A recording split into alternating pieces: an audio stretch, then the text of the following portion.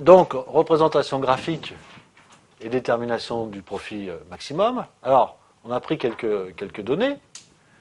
Donc, on a une production qui varie de 10 en 10, de 10 à 70, pour lesquelles on a un coût unitaire moyen qui est décroissant dans un premier temps, 70, 65, 55, 50, 45, 40, puis croissant, 42, 43, 47. On peut déterminer aussi le coût marginal unitaire. Donc le coût marginal unitaire est de 55 pour 20 unités, 45 pour 30, donc là aussi on voit qu'il est décroissant. Il est décroissant jusqu'à 50 unités, ce coût marginal unitaire.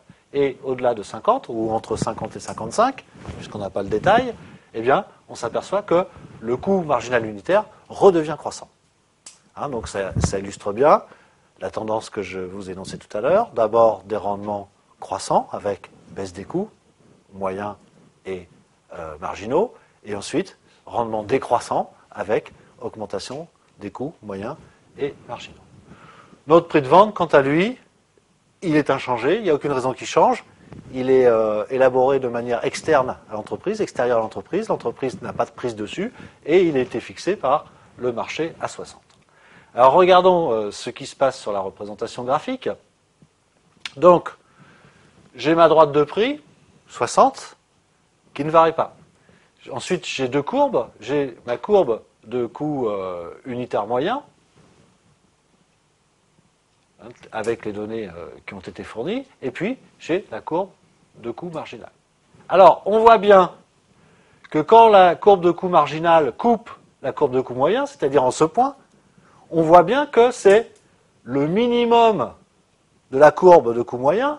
En conséquence, c'est là où la distance avec le prix de vente est maximale. Donc, c'est bien là que ma marge unitaire est maximale. On a vérifié graphiquement, on ne démontre jamais avec un graphique, mais on a vérifié graphiquement qu'effectivement, le point de croisement de la courbe de coût marginal et de la courbe de coût moyen, eh bien, détermine la quantité produite où la marge sur coût moyen est la plus importante. Donc, la maximisation du profit unitaire se trouve quelque part entre 50 et 55 produits. Par contre, mon profit maximum, eh bien, il va être atteint au point où mon coût marginal égalise le prix de vente, c'est-à-dire à ce point-là. Évidemment, ça coûte 60, je le vends 60, là je ne gagne plus rien. Mais sur toutes les unités, j'ai gagné. Et donc c'est ces gains unitaires qui vont être additionnés pour donner mon profit total, en quelque sorte. Alors si on veut s'amuser à mesurer l'importance du profit, eh bien suffit de prendre la marge sur coût moyen, c'est le bénéfice unitaire, que je multiplie par le nombre de produits, et donc avec la limite de ma droite de prix, la surface représentée par ce rectangle représente la surface du profit. Donc là, j'ai déterminé graphiquement quelle était l'importance du profit. Je vous rappelle la règle.